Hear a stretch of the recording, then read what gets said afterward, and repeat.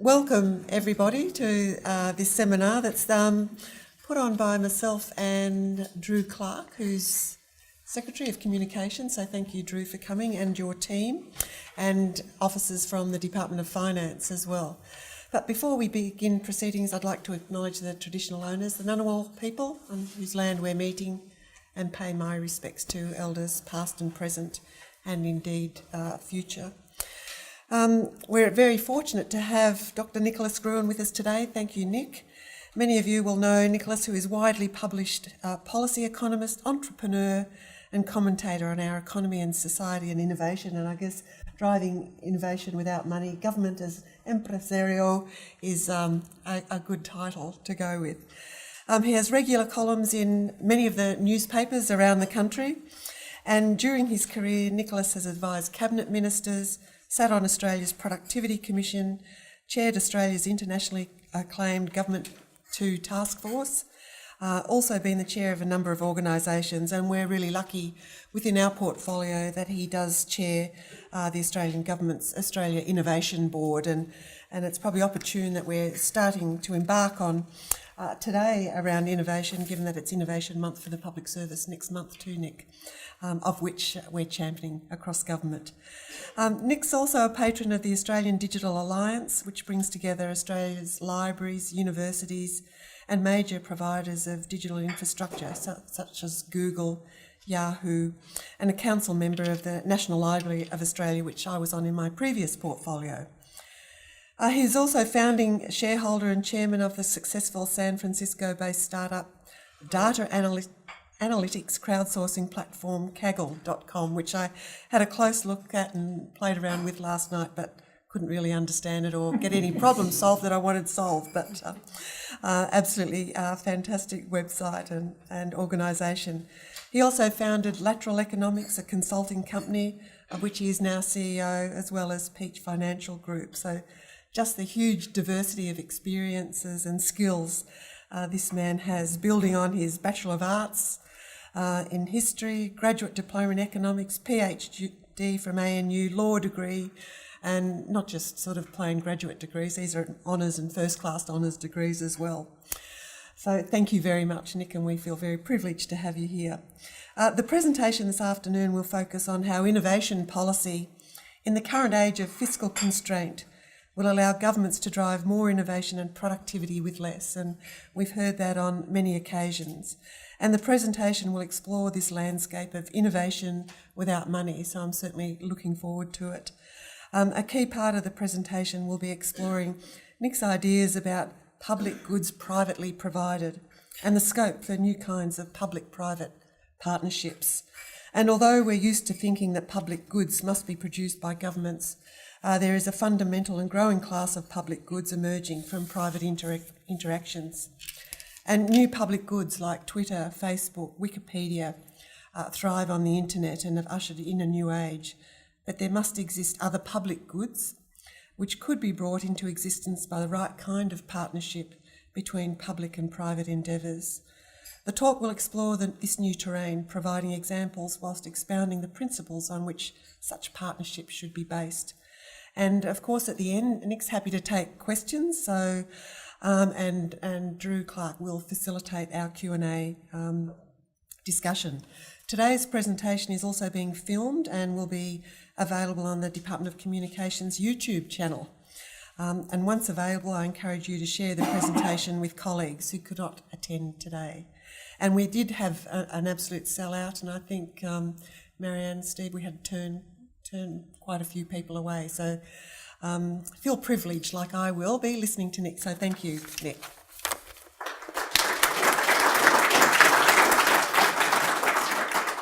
Thank you, Glenys. Well, the description of what I'm going to talk to you about is kind of accurate, but you might get the wrong impression, because it's not going to be a kind of synoptic, how do we do this innovation thing without money? It's going to be a bunch of ideas. And I guess I'm reminded of an occasion when I was, don't laugh, thinker in residence for the Department of Education, Training and various other things. And I would often be taken into rooms and shown 5 strategic dot points and asked to help on those. And I don't think it's possible. It's sort of, so productivity is like happiness.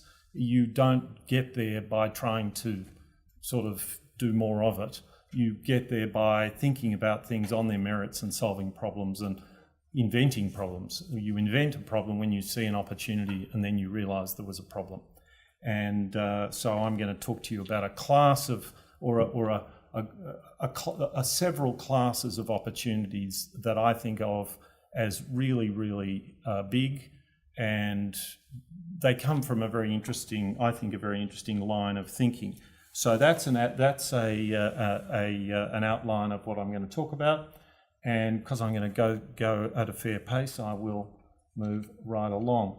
So there's an informal definition of a public good, and there is a more technical definition of a public good. That is a good which is non-excludable and non-rival.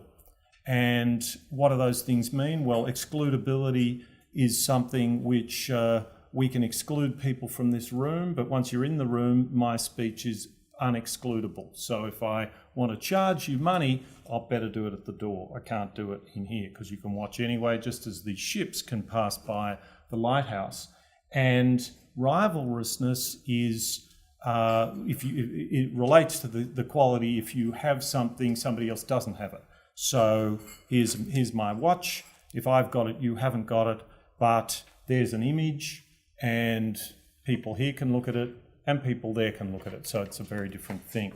Now, many of you will be familiar with the term a free rider problem. We spend a lot of our time talking about free rider problems, and there are free rider problems in the economy. I'm going to get my laser pointer out off my keyring. But an expression that is much less common, but actually more important, is the free rider opportunity. And if you look at that graph, lack of excludability creates a free rider problem. Non-rivalrousness creates an incredible free rider opportunity.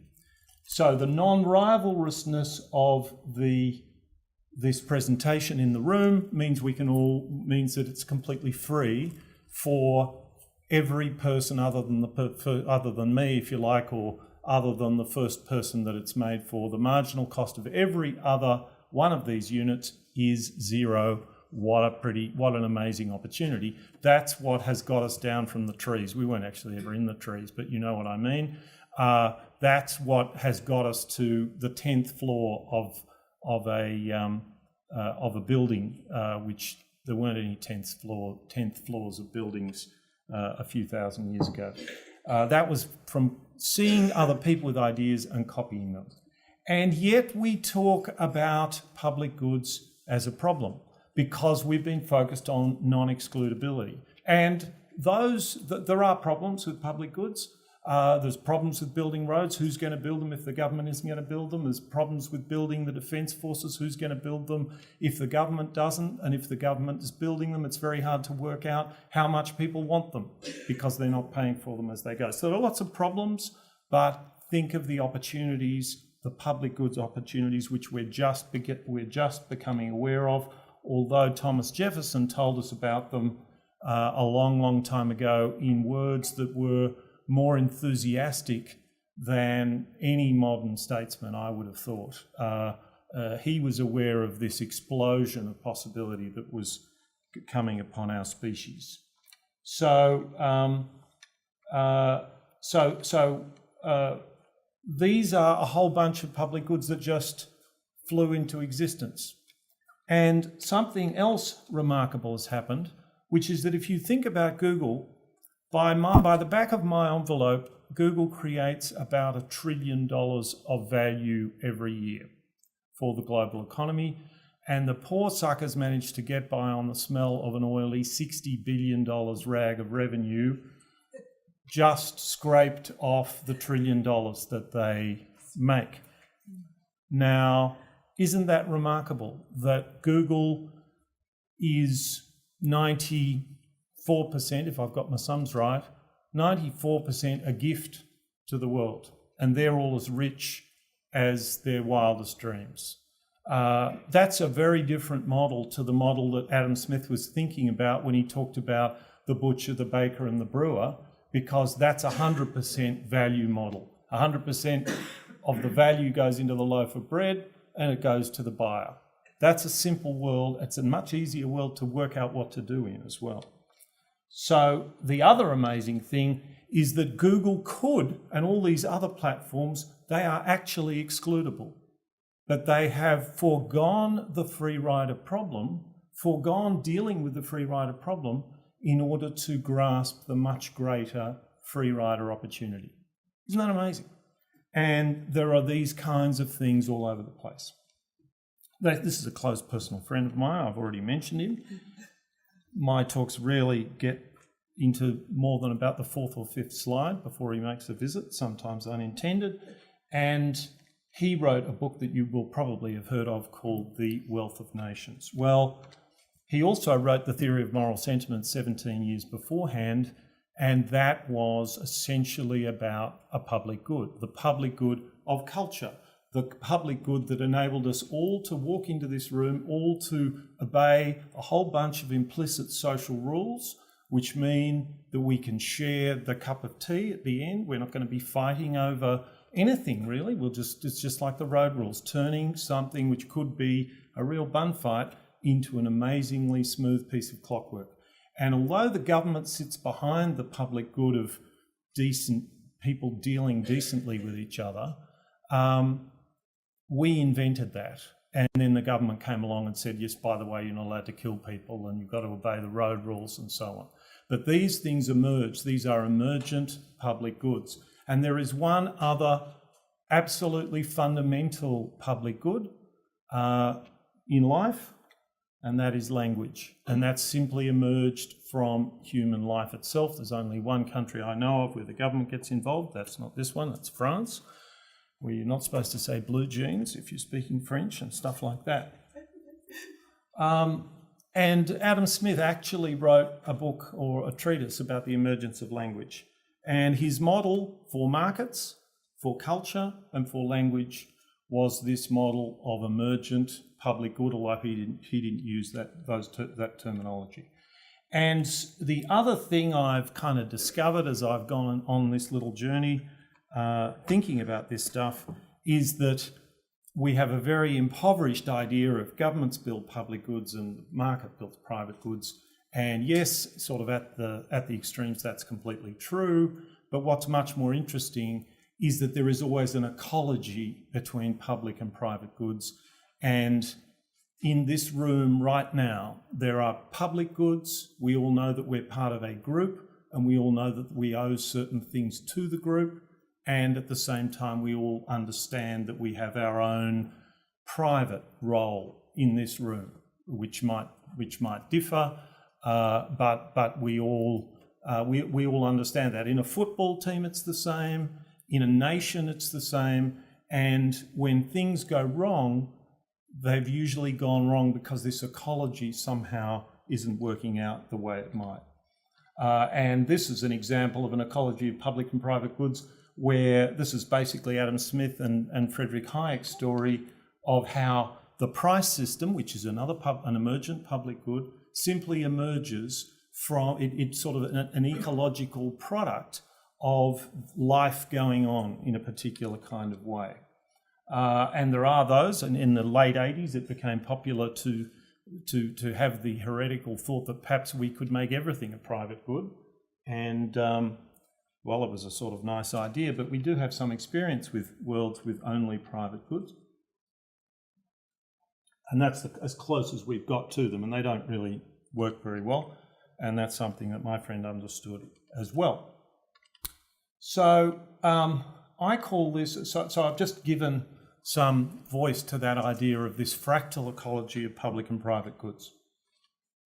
And you might be interested to think about what drives Google. How does Google work? Google is an ecology of public and private goods. It's offering you a private good. It's offering you something which is going to be of use to you privately. You go onto it and it's listening, it's watching. And if it serves up a list of 10 things to click on and you click on the third and a few other people click on the third, guess what happens? Your private good is converted into a public good, and on we go.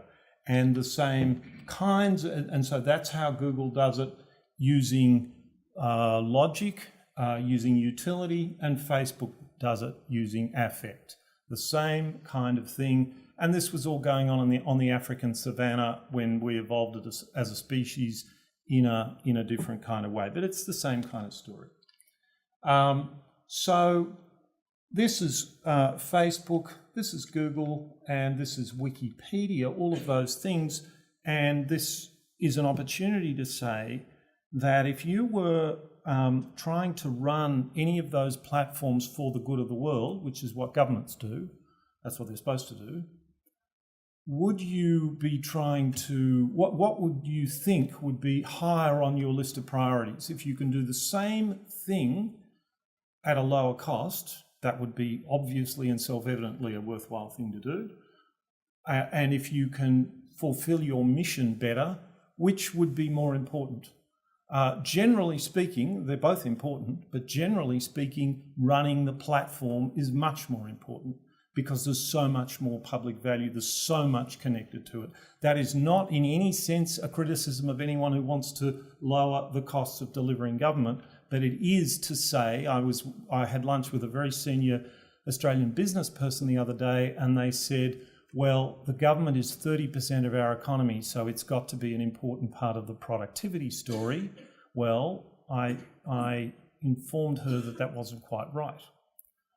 Yes, of course, there is something absolutely evident about the fact that if you can keep doing something at a lower cost, why wouldn't you?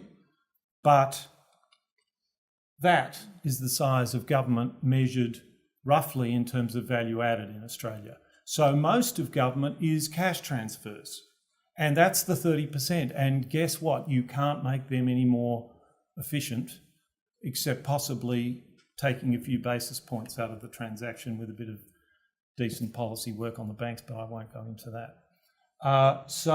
And that's what it looks like if we take away health and education.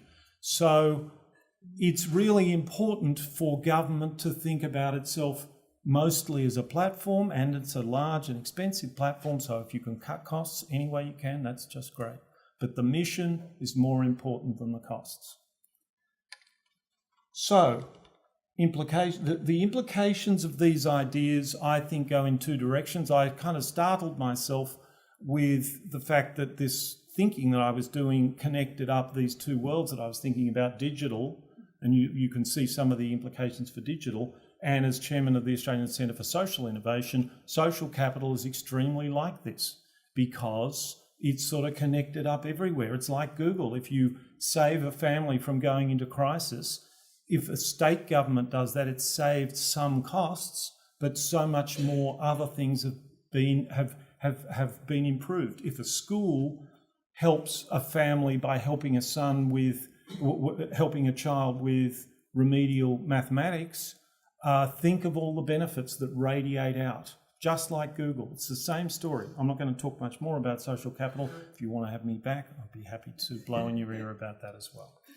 Okay, so we have this world that I've sketched out for you, which is traditional public goods, or the free rider problem over there, and the free rider opportunity over here. And we've found this burgeoning of new things over here. And so here they sit, and we have this world, and now I'm going to say to you something else, which is, hang on, I'll go back.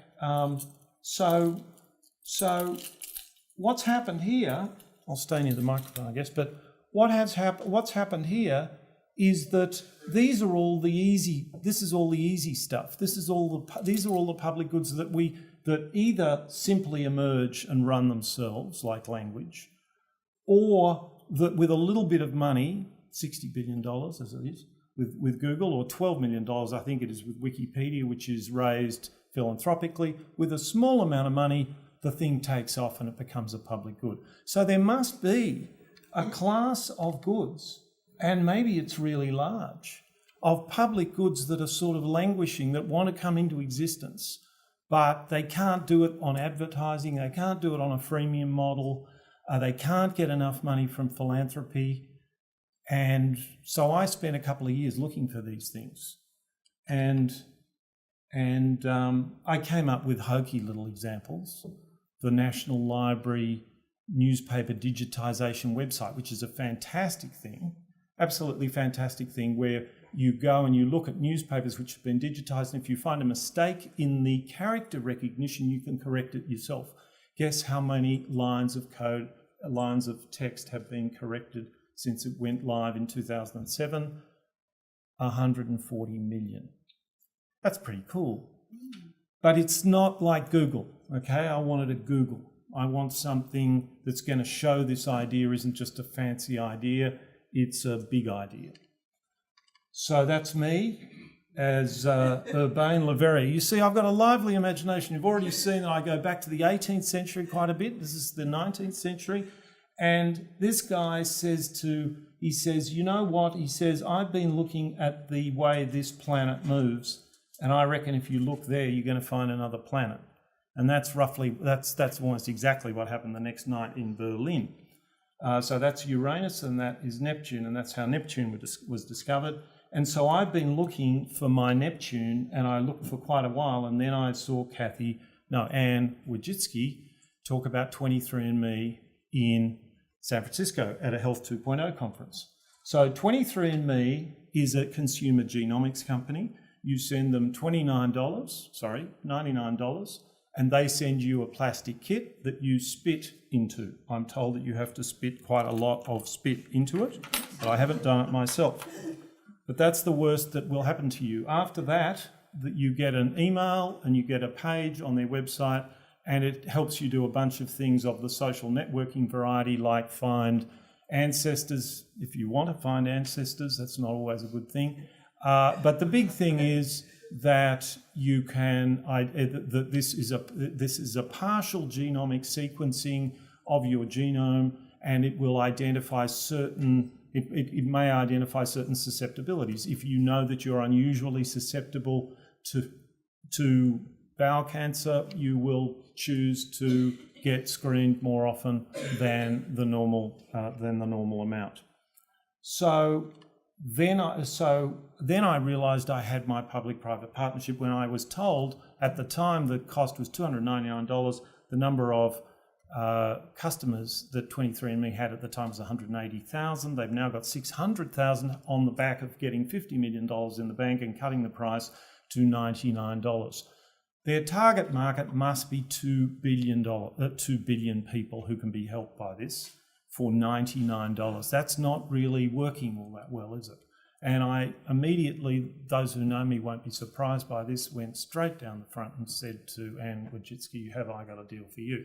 And explained this idea of a public-private partnership between 23andMe, and you shouldn't think of it as 23andMe, but a service like 23andMe, and think of the Australian health system. Now, they can't think of the Australian health system in America because they're Americans and they think of their own health system, which isn't so much a system as a kind of a collection of things. And we have a system which is a collection of things and a central insurer, which is capable of doing population-based activity, centralised insurance funding, and a bunch of other really worthwhile things. So America, interestingly, is kind of at the forefront of a lot of of consumer-based health innovation without any kind of sense of its systemic significance. So the model here, I think, is just completely obvious, that subject to a cost-benefit analysis, and I know that sometimes they cost-benefit analyses go through cycles of being popular with different parties depending on where they are in their lives. But subject to a cost-benefit analysis, I would assert that I would be very, very surprised if having the genome of an Australian wouldn't be worth $99, in fact a lot more than $99, and it would cost less in bulk to get that genome, and therefore for Medicare to bulk bill it, and for the health system to nudge people into it by simply saying when you go to the doctor, do you want to take advantage of this free service? And if you don't, that's fine. You just opt out. If you want to take advantage of it, sign here, tick here, give us your email address, and in a couple of weeks' time, a spit here, and in a couple of weeks' time, you will be in the system. We could get millions, and this is a tiny fraction of 1% of the target market. You would think you could get 60 or 70% of Australians signed up to this. And the value of it as a research asset, the value of it connected up to the unit patient record for diagnostic, for pharmacovigilance would be huge.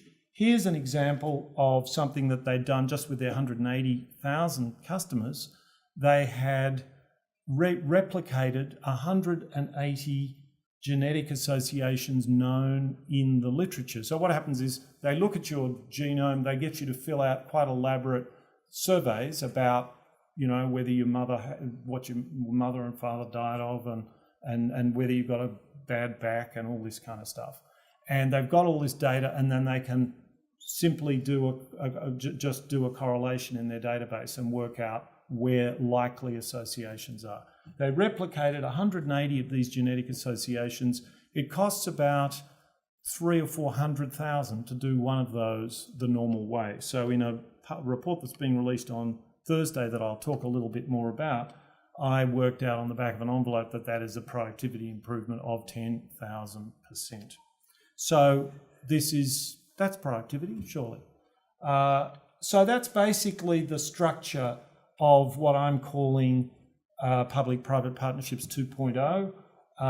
The private sector builds a service. The public sector contributes its resources. This is the model of 23andMe. It might be different in different cases. With giving access to public networks with nudges, deliberately getting out of the way and not putting up roadblocks like the FDA in the United States has, which has just declared 23andMe a medical device, and it now has to go through a long regulatory treadmill. Now, of course, we should regulate it so that it's properly delivered, but I doubt that that's being handled in a sensible way. So there's actually an opportunity for here because they're looking around. And financial internalisation is another part of it. And the final point is one I want to stress. I am not saying to you, as lots of people have in the past, why isn't government more like business? Governments and business are different.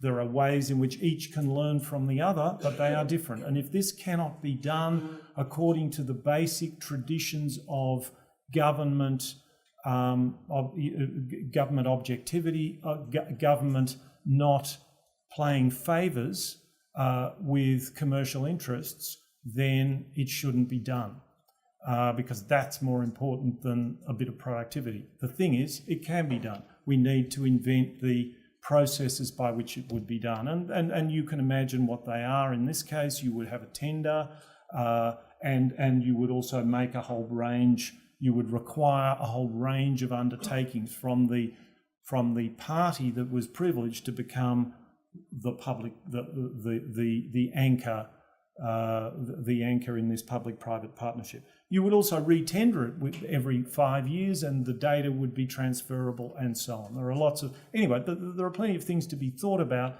but they're not that hard to think about. We can start today. Basically, we can understand the kinds of moves we ought to make. So I'm now going to go through a bunch of more minor examples of public-private partnerships.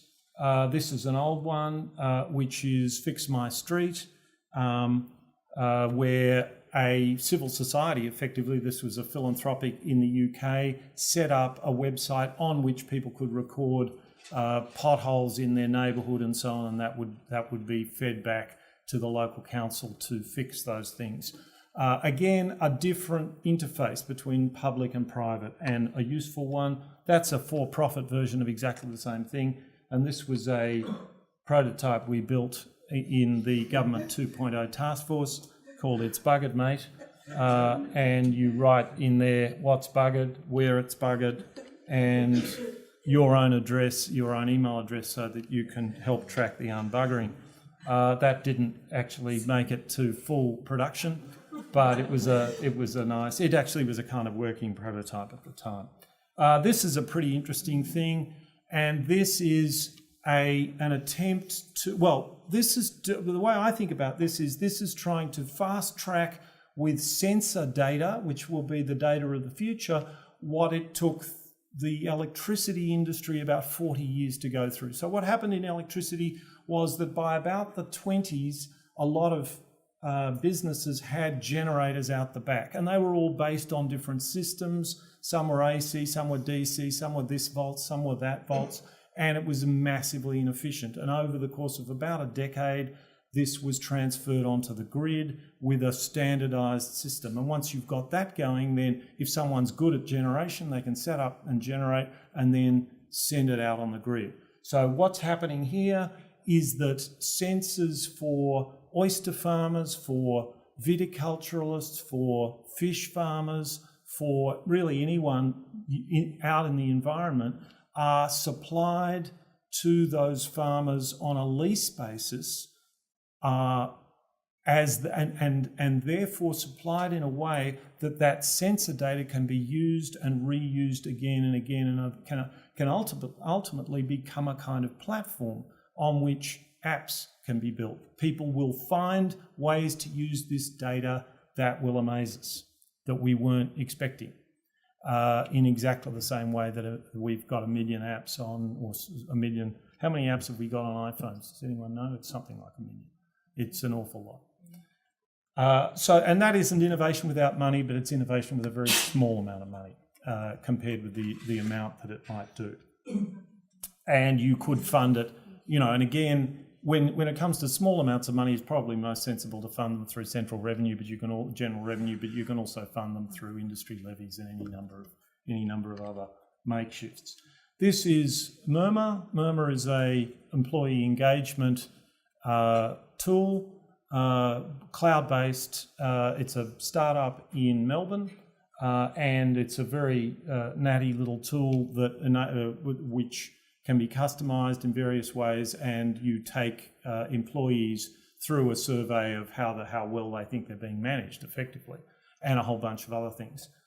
They've sold it to Adobe and to Box in Silicon Valley, and they're selling it to businesses around the world. And the idea here is for a government to say to this company, although it isn't to this company, it might be done through some sort of tender process, what would it take for you to make this tool available for, they actually have a free version available, it's a very cut down version. What would it take to make available a proper version of this for free to all businesses in Victoria, if you're to small businesses in Victoria, if you're the small business minister for Victoria, or to small businesses in Australia, if you're the relevant minister for the Commonwealth. I don't think it would cost a lot. That's actually the most efficient way to deliver the service, just straight out of an economic textbook, because price equals marginal cost, but you get an additional benefit. And the benefit that you get several benefits, but you get a standard, so most businesses will report to that standard, so then then comparisons can be made, and the government will, as part of that private-public partnership, take on board that data and find all sorts of ways to use it to help people work out what makes companies, what drives these kinds of results. There are all sorts of ways in which that could be useful, all sorts of ways in which something provided as a private good can be hugely more valuable delivered as a public-private good. This is an example of a website which is in construction, and the builder of this website has been so it's an internal marketplace, and it's being built for, or early customers are, I think, KPMG, and consulting companies. And the person who's building this website came to see an Australian government agency that will remain nameless. The person who saw it said, "This is exactly what we need. We really should have a tool like this, but we couldn't possibly get it because it isn't a product that we could tender for, because this is the only one of its kind." So the sort of thing that, the sort of way we need to try and get that through, we need to think about purchasing and about purchasing with elements of product development much more than we have. And the Victorian market validation program, which was then replicated at the Commonwealth level in a pilot scheme, seemed to be a good start to trying to learn about how to do that. That's another similar company, Declaration of Interest. I have one in it, and that does optical character recognition of PDF files for the purposes of gaining semantic meaning out of them. What does all that mean? It means that if you're putting in an application for the dole, it will improve document handling. It's being built for mortgage brokers in Australia and around the world, but there are lots of government uses for it. But there's a difficulty in government becoming a developing purchaser, if you like, because it's not a mature product. It's not a mature product class. So I think I've given you the example of 23andMe, which I think is a kind of a hugely exciting one. But I actually think there's the scope for a really fantastic innovation program which has incredibly low costs, and it would be around the new interfaces that are coming into play simply by using existing technology and making things work a lot better. That's roughly what Silicon Valley does. It's not a high-tech place. There are bits of it that are high-tech, like Intel, but most of it, Facebook, Apple, are not high-tech. They're design shops. They're using existing technology in fantastic ways at the interface, connecting things by building a really clever, socially inclusive interface. And by socially inclusive, I don't mean like Facebook as in social, as in lovey-dovey. I mean general, not point to point, but generally some general platform. So let me give you some examples. A very clear example. It's such a good example that I suspect it will go perfectly well on its own, but this should be on rocket fuel right now. What does this do? It takes the silly process that we have for giving your kids permission to go on excursions and writing down their allergies and all that sort of stuff, which is paper-based, wastes a lot of time, and it does it on an app. And so if your child is on an excursion and they fall ill or hurt themselves, it's a couple of button clicks away to know, for the teacher who is on the app, on their smartphone, to know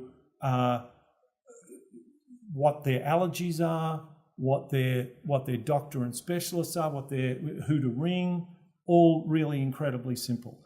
So you can imagine. I hope that this isn't. I'm sure this isn't going to push you into any territory that's unfamiliar to you. You can imagine that some schools would do this and some schools are doing this, but it's just taking quite a bit of time. So we could have a government scheme to sort of, in one way to think about it would be to say, to reverse the onus of proof. The onus of proof, it's even in the doctrine of negligence. It says if you do what everybody else is doing, you're safe. So if nobody else is doing it, do it if you want to, but you're okay if you don't do it.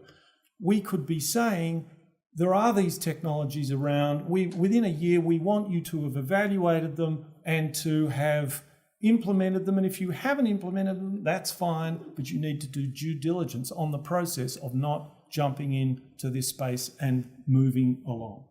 And again, one might also say that 0.25% of the turnover of these sectors should be spent on on being an accepting interface for innovation, because a great deal of innovation it lives and dies on the environment in which it is released. And so if we can just improve that a little, we can do amazing things. So that's what comes up on your smartphone if you're off on an excursion with CareMonkey. And there are other apps. Again, I stress I'm not saying this should be done with CareMonkey, but CareMonkey is one possible entrant in this, and you can imagine how much the whole industry doing these things would get a shot in the arm from governments acting more vigorously, and how much benefit it would be for them overseas to say that this was adopted by 60% of Australian schools and so on. So this is Cloudphone 3G. It's a single button smartphone for healthier, safer families. It's designed to be the perfect companion for seniors and young children. But it's more than just a phone. It's a smart care system that constantly monitors your loved one's well-being. And our unique cloud technology keeps the whole family connected. Cloudphone 3G is revolutionizing how we care. Here's how it works. Advanced voice controls make calling anyone simple. Just touch and talk. Who do you want to call? Call my daughter. Connecting. Hi, Mum. Say a panic word, or press and hold the call button to create a family call. It's an instant conference call that's perfect for emergencies and shares your location while you talk. Cloudphone also monitors falls and lack of movement. It makes everyday living safer. If an event is detected, it asks the wearer if they're okay before calling for help. Are you okay? I'm okay. If they're fine, it returns to sleep and doesn't cause a fuss. Cloudphone 3G also monitors physical activity. Lifestyle Analytics gives you the information you need to make informed decisions. See the real impact of changes in care, medication, or behaviour on physical activity, and prevents small health problems from growing into big ones. Cloudphone is great for loved ones on the go too. Our SafePath technology automatically monitors regular transit activity, like travelling to and from school. If your loved one leaves the approved path, get an instant notification and view their location on your phone. Plus, with automated check-in, you know the moment they arrive home safely. So I think you can see how exciting that is. You'll hear Australian accents in the video. The guys who have come up with that were in Brisbane, and they came up with it. One of their great aunts was slipped in the shower and was, in pain, wasn't able to get up for several hours, and they thought we must be able to do better than we can at the moment. They're not in Australia anymore. They're in Kansas. In the Sprint Accelerator in Kansas City, only one Australian angel investor invested in them. But I think you can see that technology like that, there's so many it's such simple technology. It's not high tech. There's nothing high tech about that. That is just rolling off it's like electricity in the 1920s. It's all done for you, and it's a question of how are we going to apply this. And we have these huge systems with huge amounts of money, and they can lower their own costs by adopting these kinds of things. And so we have to find ways of getting that to happen. And I think we could build a really fantastic innovation program around that. That's a very prototype, a very recent example of some similar work being done by Quanticare Technologies, which is in the Melbourne University Accelerator. I found out about it at lunch yesterday, and I told them to send me a picture of it.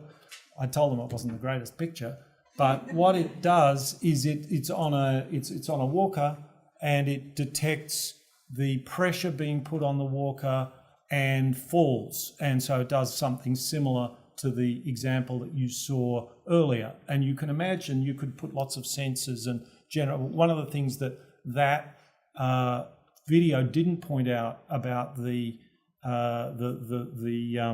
device that they built is that it's actually quantified. It's quantified self for the aged. So what they're going to do with that device is they're going to build a whole lot of biometric data and then start saying how can we use it to predict when somebody might fall and all that kind of stuff. And they've also I've seen if anyone's interested, I can send you a picture of the next generation, which is fantastic looking, as second generations of things tend to be. And it's a kind of a plastic necklace that's a very elegant looking necklace that just comes around there, which you're much less likely to take off when you get in the shower the way you would probably do with that prototype. So it just seems to me that this is just waiting to happen. I haven't seen a government anywhere in the world that has said, let's really go after this. And if I'm wrong and it doesn't work out, well, we won't have spent a lot of money. We won't have spent any money doing it.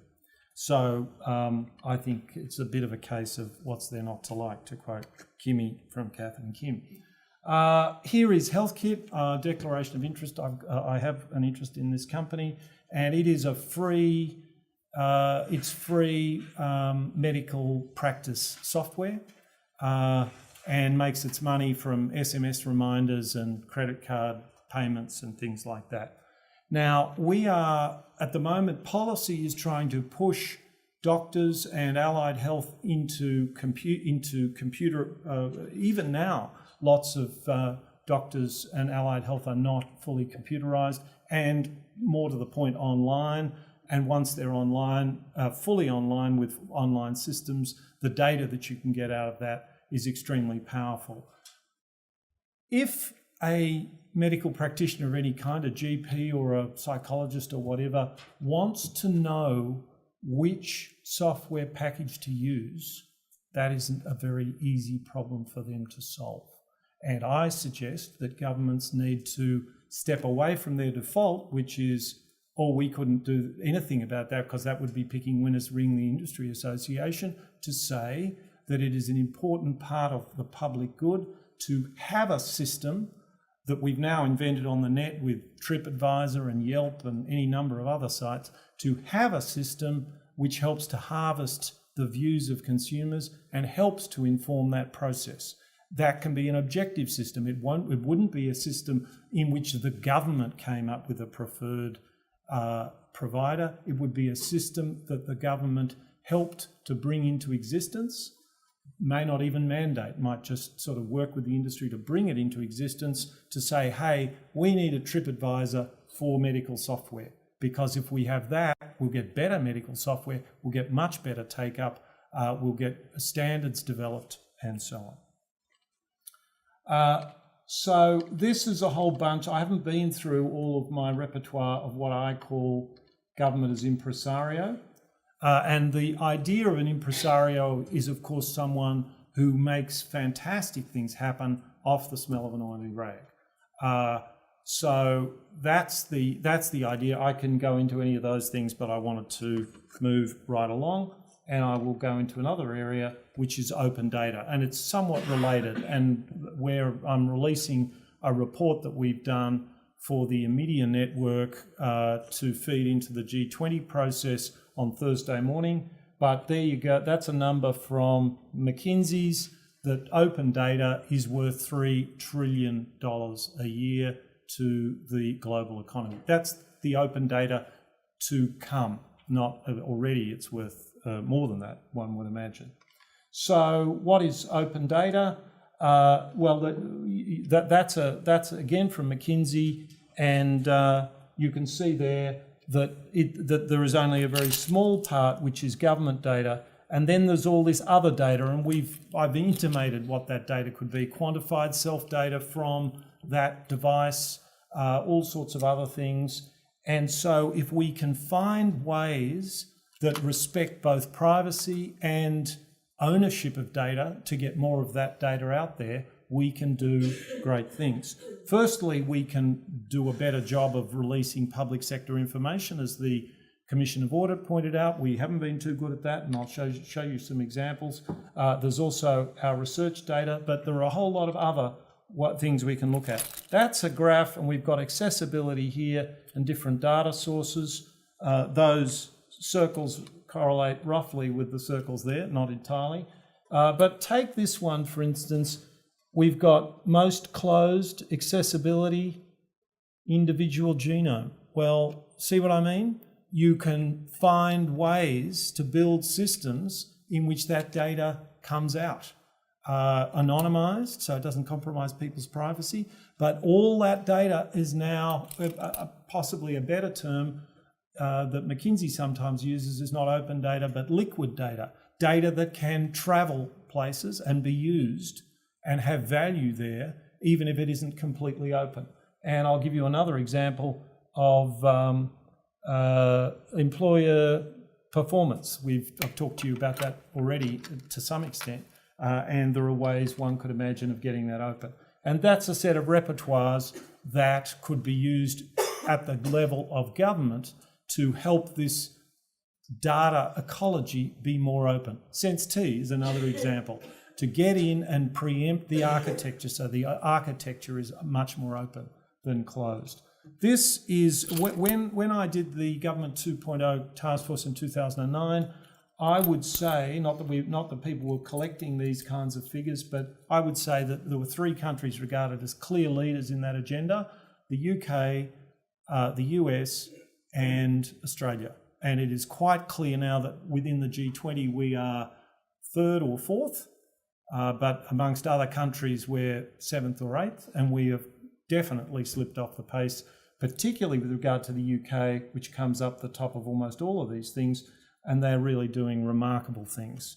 And there's no reason why we couldn't be as well. That's their My Data website, where there is a partnership of all of those organisations, public and private, to empower citizens to authorise the use of their data to go to other places, if you know what I mean. So someone might say, if you give me your shopping data, I will send you specials and find better deals for you, but it's up to you. So they're building this whole architecture in which that kind of thing can happen. And that's about the only way we can deal with the ways in which privacy concerns stop data flowing, which is to absolutely respect them, and then to build the architecture around people controlling their data. We don't. So here's some examples in Australia where we have made an open data declaration. But for instance, in the State of the Service report, we publish lots of data, but it isn't data that could reflect on any particular agency. That's not the way they do it in the United States. And guess which agency came near bottom of the rankings for employee satisfaction at about the time of Hurricane Katrina, before Hurricane Katrina? FEMA. So this stuff has genuine forensic and managerial value. Okay, hang on, I'll stop that. So this is a site which a guy called Felix Barbalet, who worked in the tax office, set up to generate value, private value for himself and public value for the community and his customers in understanding Commonwealth employment data that was public. So I'll just show you. APSjobs.info is a new information product for any business in Australia that interacts with the federal government. If you're a technology vendor, it gives you access to the name and phone number of around 80,000 senior APS decision makers, and you can instantly find those relevant to your product. If you're a recruiting firm, it gives you access to the name and employment history of around 120,000 APS employees. You can search for candidates based on their job title, department, location, position type, APS level, and much more. You can view detailed job specs and instantly see who was appointed into a position. If that person has joined or moved in the APS in the last 5 years, you can see their job history too. This is an incredibly rich information source that your competitors are already using. Information is pivotal, so don't let your business slip behind. So that data, yes, I know there was a few sideways glances around the room. So that data is acquired from that website, which is PDFs and Word files. And you can imagine people don't spend much time on that website. If you look at what happens when they visit that website, they stay longer and they look longer, rather like Seek, but not like the public sector version of that thing. And so that's the page in Australia, and that's what it looks like in the United Kingdom, which is a very elaborate invitation for you to get the data pretty much in any format you want. They're trying to solve the interface problem. They're trying to make the thing flow, to make the data liquid. And the value here is very substantial, but I'm afraid the business isn't keeping up scraping the PDF files because they keep changing the format of the PDF files, and it costs them too much to reprogram everything to get the information off the PDF files. So I guess he can just set the website up for UKPS jobs, UKCS jobs, I guess, and add the value there from here. Let's ask a naive question. Why don't firms release their employee engagement data? Well, that sounds obvious, doesn't it? Because they might be embarrassed by there might be things that embarrass them. But that doesn't answer the question of why the best ones don't release that data. And I think the reason they don't release the data is that there is no standard to report to. Because if PricewaterhouseCoopers is doing a better job than Deloitte, and it shows that in a survey, it's very easy to design questions to release that look just as good as those answers. So that opens up the possibility, again, public good, standard is an emergent public good most of the time, to convene standard setting, voluntary standard making and reporting. Governments could report to that standard to help it get going. The ABS could do a survey of firms in Australia, which would give firms a complete lie of the land of if they wanted to use that standard where they were placed.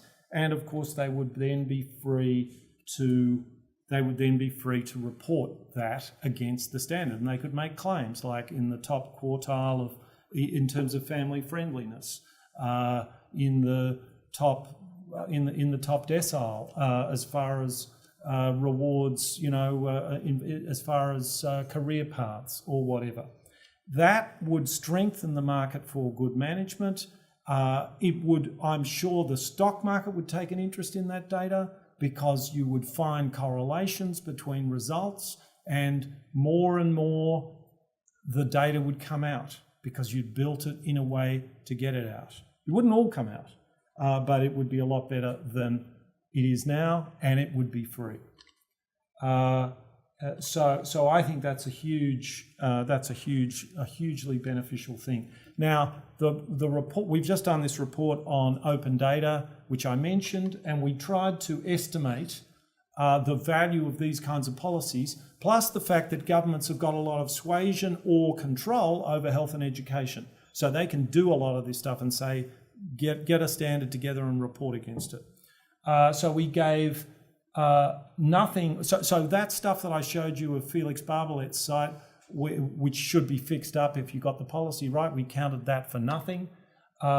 We said if you have better job matching, you're going to lower stress at work. Let's say it's between 5 and 10%, so that's some money. We gave 0 for productivity growth, which I think, well, we just didn't have we don't know enough about this to be sure, and we did the job quite quickly. But we did find something about the benefits of better job matching in education. Essentially, if you get better job matching in education, you get an effect equivalent to an increase in teacher quality. And we know something about the value of improvements in teacher quality, and we said that if you got 1/4 of those benefits, that would give you that kind of result. So that's our rough calculation, a huge underestimate of the efficiency benefit from those kinds of policies. The mathematicians, the arithmeticians in the room will be wanting to know something, and the answer is it's a rounding issue. Okay. And that's a whole bunch of what we did is we took the themes of the G20, and those themes are mentioned there, and we sketched out, if you like, what we thought was a reasonable estimate of the sorts of benefits that you might get from open data. And all of these things cost essentially nothing. So this is the repertoire of open data, and I've mentioned some of those things to you. And these are doing exactly the same thing, which is building public goods from private resources, just by doing things a little smarter. So a few other things. There is a long list of these things. I should have said at the outset, I'm not speaking on behalf of Innovation Australia. I'm not speaking on behalf of anyone but myself, but we are looking at this agenda of innovation without money. And I think there are just lots of examples, and I wanted to give you a very strong look at one good area. But let me just take you through a couple of other things, and then I will finish. And according to my watch, I'm pretty much within my 50 minutes, and then I'm happy to take questions.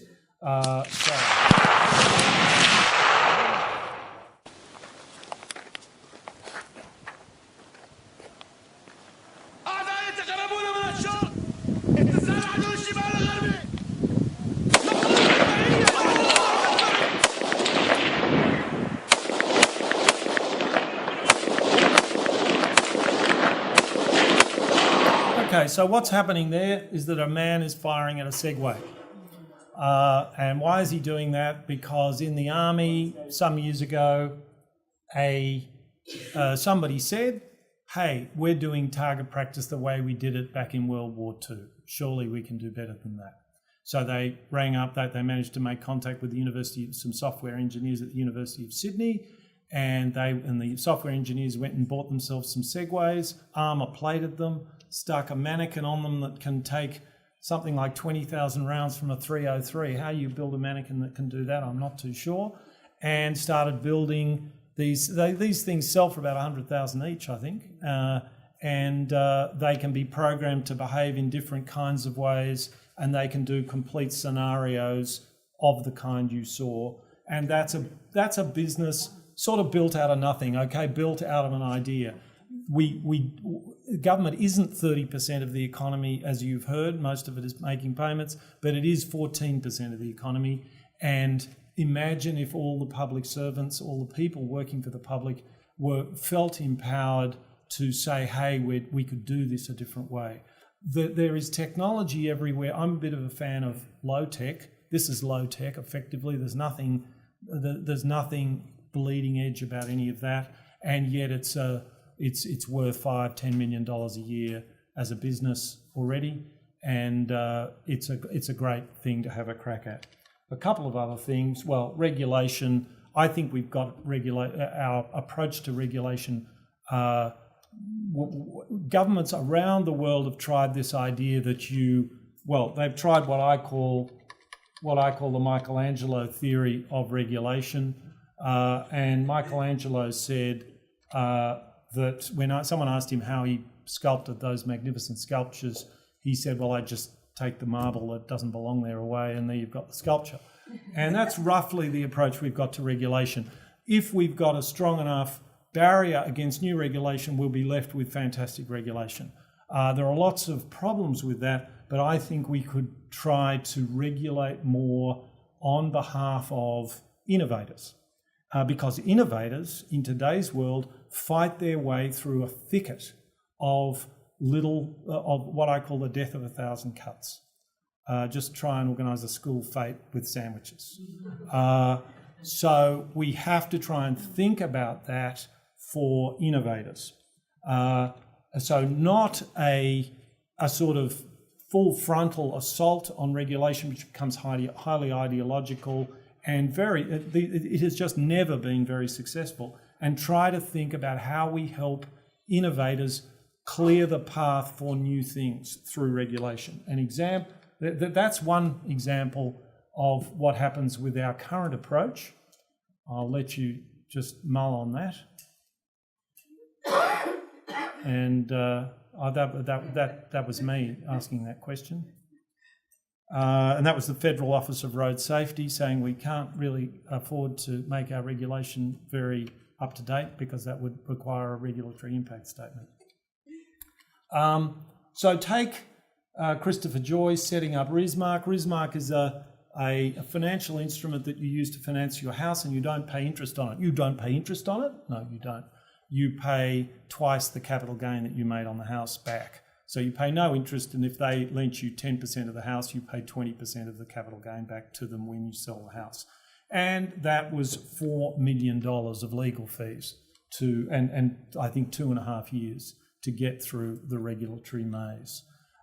This is the lot of innovators, and we have major project facilitation because we can see the project. It's a $400 million pulp mill, and we say, we're your buddy, we'll help you get through the hoops. We should do it for innovators.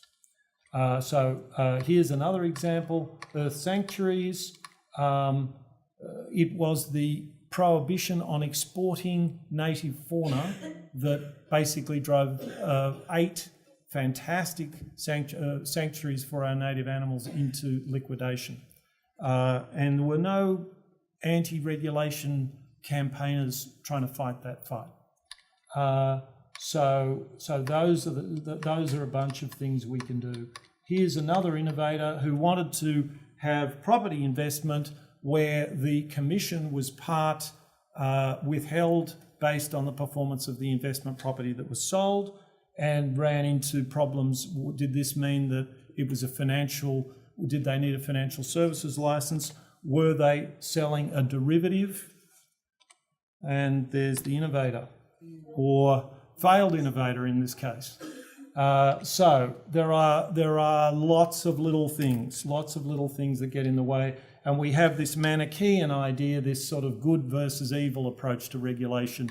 And I think we should be much more like the way Toyota runs its factories, which is continuous improvement, trying to drive intelligence about the system down to the coalface to find lots of little things that we can do to do it better. And we should have active innovation facilitation. Specific areas of regulation, innovation on the NBN. We talk about telemedicine. Well, that's going to get down to occupational regulation and a whole bunch of things like that. Those are the things that we need to go out and tackle in a positive way to make things happen, rather than sit there with our regulatory impact statement and say, no new regulation. And another one, and I'll leave it there, is drug regulation. We spend, on some estimates, $1.3 billion of research for every successful drug, and yet 90% of those costs are in phase 3 trials where safety is frequently not an issue. The issue is efficacy. And if the issue is efficacy, then we ought to be able to build an institution where that efficacy can be tested in the marketplace. And it seems that's not a complicated idea. And I think it's an idea that could be sold to the public if we had leaders who understood it and believed in it, and we would have people beating a path to our doorway. We'd get copied fairly quickly, in fact, but we would get a lot of activity here, and it would be great to have for its own sake and for what it could do for our industry. So that is what I have to say. What is there not to like about this kind of thing? Because if you're wrong, you haven't wasted any decent amount of money. You've tried something and you've got things going. I'll leave it there. Thank you very much, and happy to take questions.